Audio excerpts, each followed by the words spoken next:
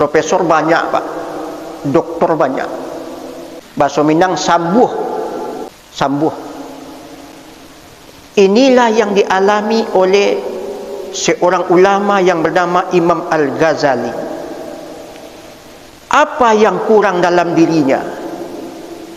Dia rektor perguruan tinggi Pak, dapat gelar 3 Pak, Hujjatul Islam. Otak engkau cerdas Pak. Diberi gelar Zainuddin, hiasan agama. Kemudian yang ketiga, beliau dipanggil Bahrun Muhriqun, ombak yang membakar. Model itu gelar orang dulu Pak. Tidak ada profesor. Kecanggihan ilmunya membawa dia dikagumi oleh banyak orang.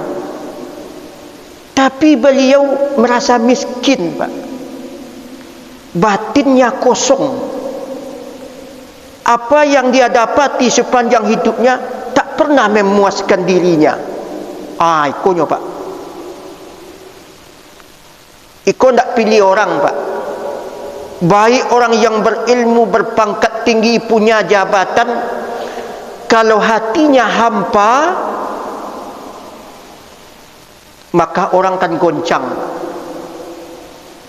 Itulah yang dirasakan oleh Imam Al-Ghazali.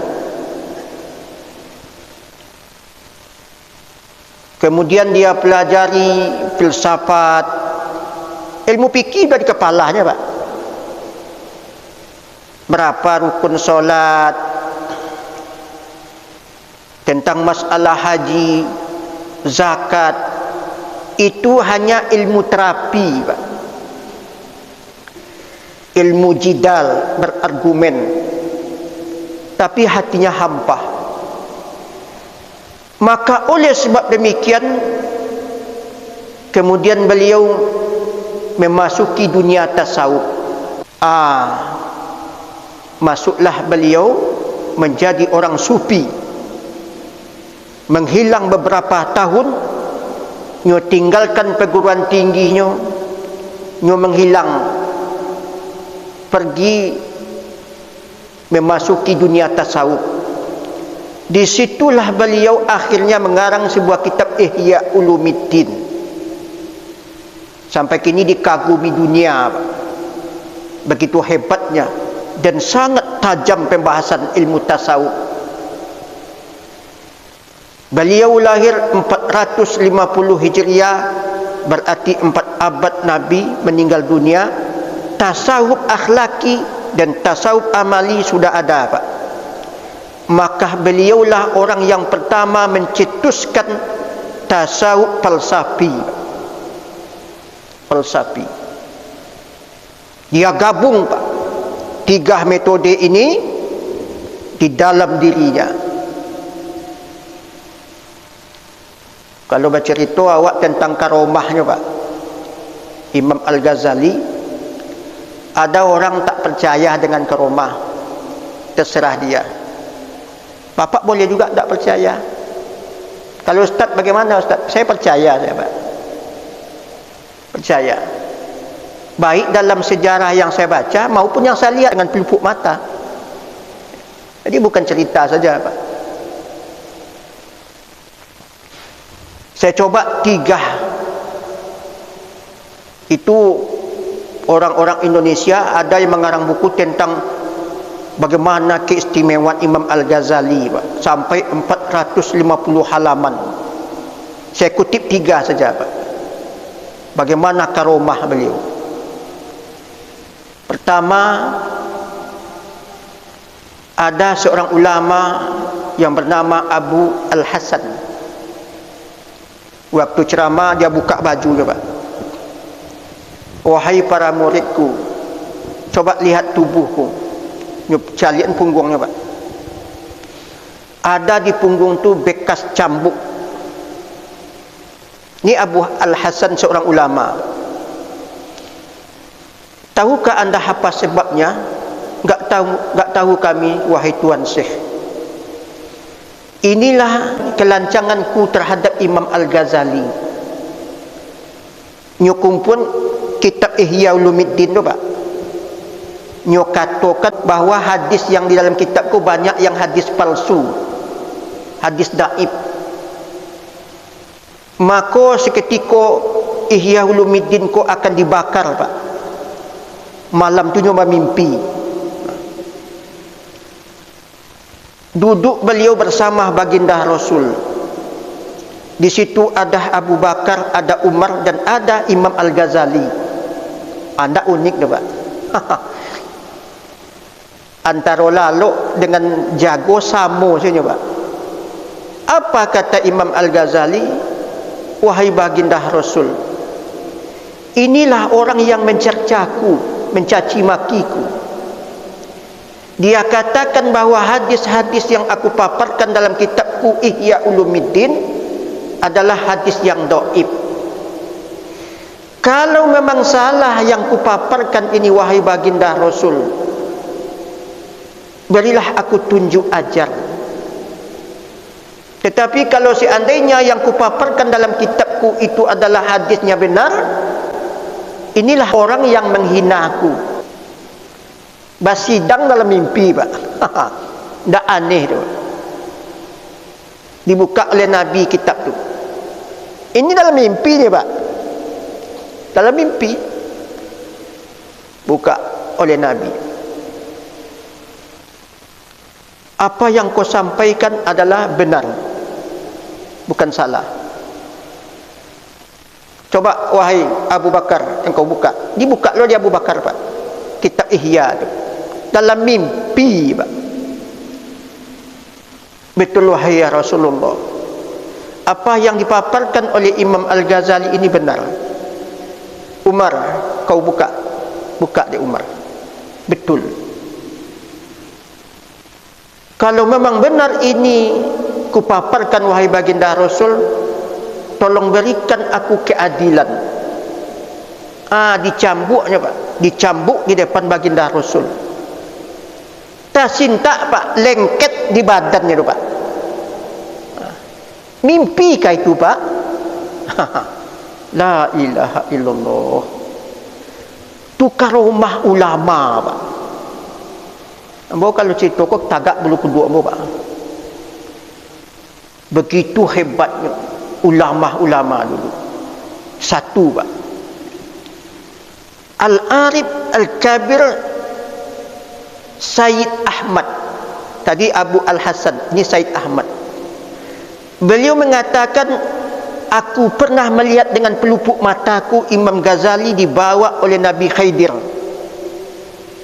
Terbang, Pak.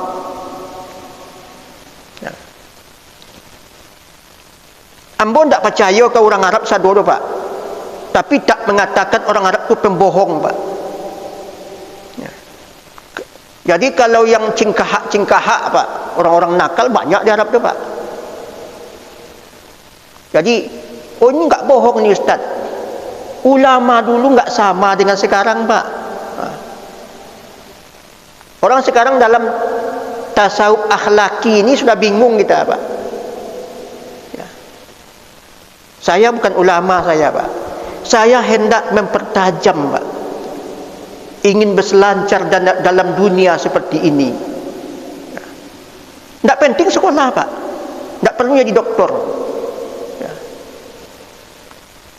Kalau mau kita mengarungi dunia-dunia tasawuf. Itulah kelebihannya Imam Al-Ghazali, kata Al-Arif Al-Kabir Sayyid Ahmad.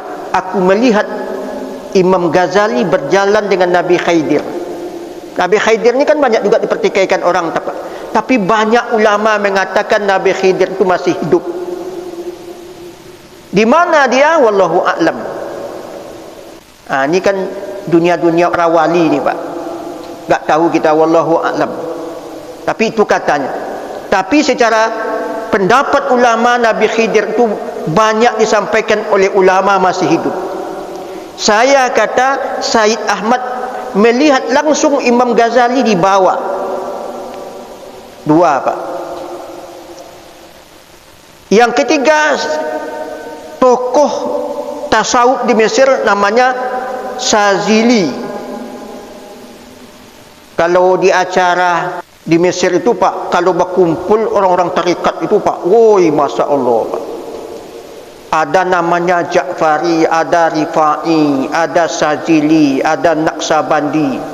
Itu orang-orang sufi ya semua, ya, Pak. Doktor-doktor Syekh di Al-Azhar itu, Pak, terutama doktor di Usuluddin itu banyak mursyid-mursyid tarekat, Pak. Tak mau diawak tu, Pak. Hanya bercerita portofolio saja, Pak. Portofolio, pengamalan enggak ada, Pak. Hafal ini, uji waktu ujian. Sudah, dapat nilai 10, dapat nilai 100. Segitu teman, Pak. Ya, kalau di Al-Azhar itu, doktor tu seorang sufi, Pak. Ke kampus pakai dasi, di rumah pakai jubah dia. Pengikutnya banyak. Jadi Sazili itu mengatakan dia bertemu dengan Imam Al-Ghazali lewat mimpi, Pak. Kata beliau, Imam Ghazali itu bisa memanggil ulama rapat dalam mimpi. La ilaha illallah. Bisa rapat dalam mimpi dia, Pak. Makanya enggak aneh seorang ulama memberikan nasihat kepada muridnya lewat mimpi. Bagaimana caranya, Ustaz? Ya, awak enggak di situ dunia awak, Pak. Makanya awak enggak ngerti, Pak. Tidak paham. Ya. Bahwa mata ini tajam, telinga ini tajam. Imam Ghazali inilah tokoh sufi yang menggabungkan 3 perspektif tasawuf: amali, akhlaki, falsafi. Filsafat itu tidak sesat, Ustaz. Yang mana yang sesat tu, Pak? Ya. Itu makanya sifat 20 itu dibikin oleh ulama supaya jangan, itu garisnya, Pak.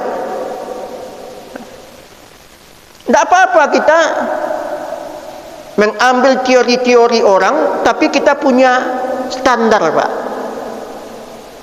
Itu maka dibikin sifat 20 itu, agar orang tidak jatuh dalam kesesatan. Bertahanus, menyendiri. Itu kerja Nabi dulu, Pak. Setelah dia meninggal, Ustaz, Nabi atau setelah diangkat menjadi Rasul kan tak pernah lagi. Iya, tapi Nabi tak pernah melarang, Pak. Tak pernah melarang.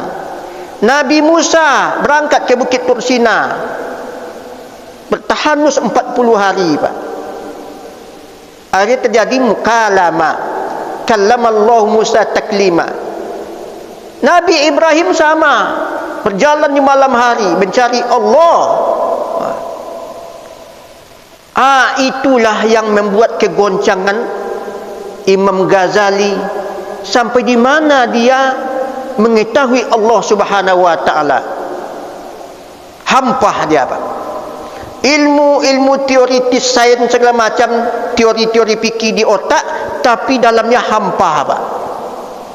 Tak mengerti sama sekali tentang Allah. Tunyo pertajam, Pak. La ilaha illallah.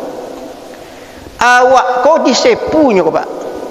Apa awak Muslim, ibu kita Muslim lah satu lah, Pak. Maaf kata bapak-bapak, inilah ya dunia ya, atau khibrah dunia, pengalaman religi yang perlu kita tingkatkan. Inilah tokoh tasawuf yang menggabungkan 3 teori: akhlaki, amali, dan falsafi, Pak. Menghilang beliau, maka sampai pada puncaknya beliau kembali membuat orang kagum, Pak. Sampai masalah langit ke-7 mampu dia jawab. Coba bacalah kitabnya, Pak. Itu bukan orang-orang bohong menulisnya, Pak.